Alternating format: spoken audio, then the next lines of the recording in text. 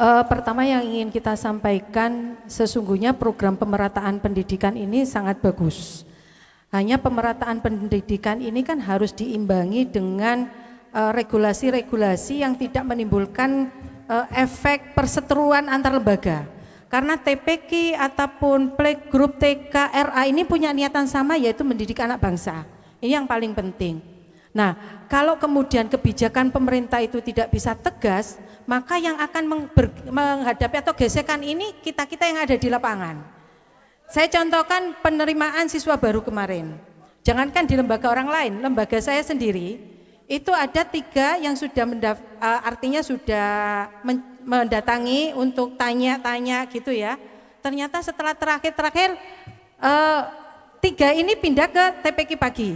Ternyata setelah kita diskusikan ke teman-teman, banyak sekali teman-teman yang mengalami hal yang sama.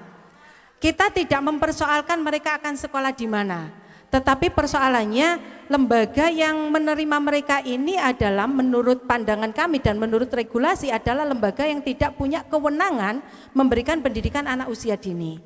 Maka di sini perlu disikapi. Kita menyadari Pasuruan ini punya perda wajib madin.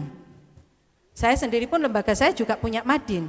Tetapi madin yang bagaimana, TPQ yang bagaimana, inilah yang perlu didisiplinkan. Dan di sini menurut saya, mumpung ada Pak Zaini dan ada Pak Didi, beliau berdua ini memiliki kewenangan untuk menentukan kebijakan, karena ini kan urusannya dengan kebijakan. Untuk mendisiplinkan ini saya kira perlu didisiplinkan. Kalau misalnya memang mereka ingin mendirikan lembaga anak usia dini, pendidikan anak usia dini, silakan didaftarkan di RA ataupun di dinas. Tetapi catatannya kita juga perlu melihat penyebarannya. Kalau di situ misalkan jarak 1 kilo aja, kemudian tidak sampai 1 kilo sudah ada 2 TK atau ada RA, ya, kemudian memaksakan diri mendirikan, ini juga persoalan lagi. Jadi perizinan pendirian lembaga ini kembali ke tahun-tahun dulu. Zaman saya baru mendirikan lembaga, kita masih disurvei. Jaraknya berapa, jumlah penduduknya berapa, kapasitas nanti yang bisa diterima kira-kira berapa.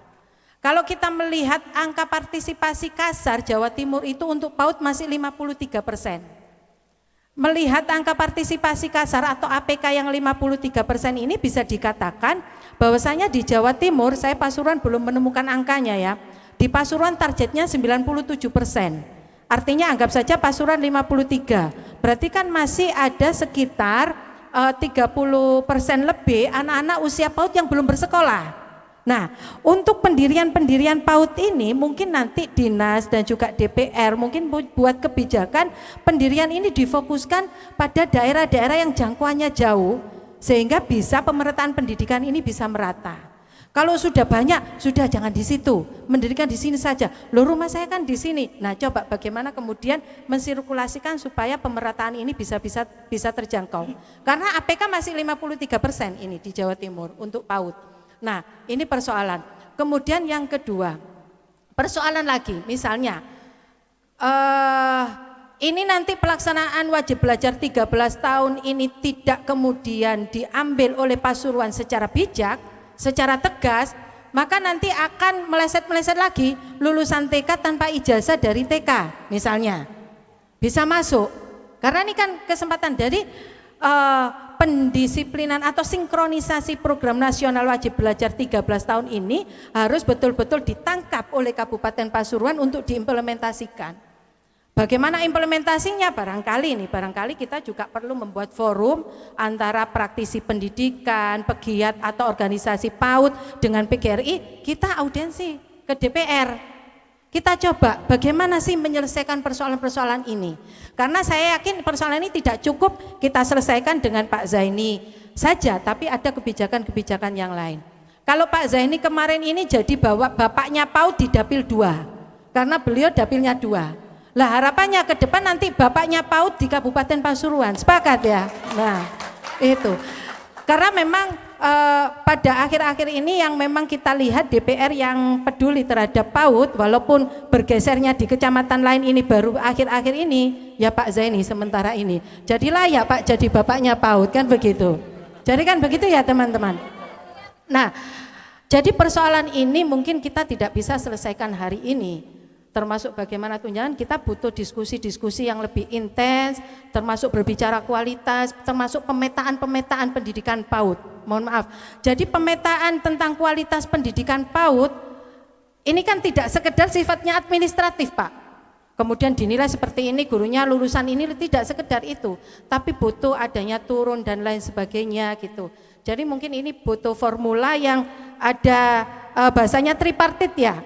Tripartit DPR atau pemerintahan, kemudian organisasi keguruan, kemudian praktisi-praktisi atau pegiat-pegiat pendidikan ini perlu berdiskusi, menyusun formula bagaimana kemudian mengembangkan pendidikan dan mengimplementasikan wajib belajar 13 tahun di Pasuruan. Mungkin itu, karena guru PAUD ini Pak ya, ini tambahan ya, guru PAUD ini berangkatnya sama, mungkin jam 6:30 sudah di sekolahan, pulangnya juga jam 1. Gajinya berbeda, ada yang gajinya 150.000, ada yang sudah dapat insentif, berarti mendapatkan 500.000, ada yang sertifikasi mendapatkan 1,5 juta.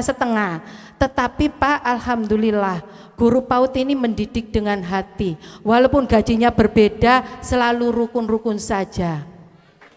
Koncone sertifikasi cair ditraktir bakso, alhamdulillah, gak ditraktir ya menengai.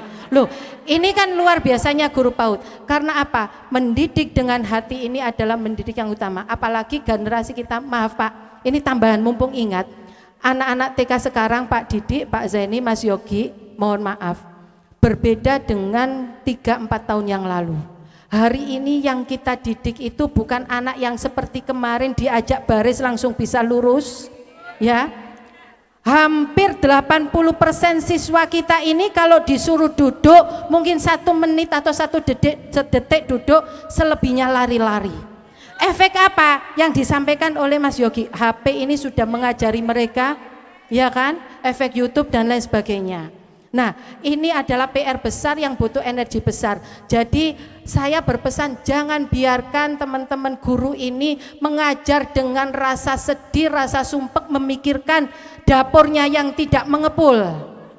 Ya kan? Karena yang dihadapi siswa yang seperti itu, generasi ke depan itu yang seperti itu ya, yang pinter-pinternya sangat luar biasa ini, jangan biarkan kami-kami yang guru PAUD ini mendidik dengan beban memikirkan dapur yang tidak mengepul. Nah, artinya ini kesejahteraan perlu memang sangat diperhatikan supaya mengajar dengan hatinya betul-betul ikhlas lillahi ta'ala. Ikhlas itu bukan berarti tidak dibayar, karena guru itu sudah bukan pahlawan tanpa tanda jasa loh ya. Ya kan? Loh, kalau pahlawan tanpa tanda jasa gak dibayar, dikongkon ikhlas saya. Tidak, tapi saya yakin Pak Didik selaku PGRI, Pak Zaini selaku DPR, saya yakin memikirkan hal itu sehingga nanti memberikan penghargaan kesejahteraan pada guru-guru ini. Mungkin itu, terima kasih dari saya. Kasih plus untuk Bu Titin.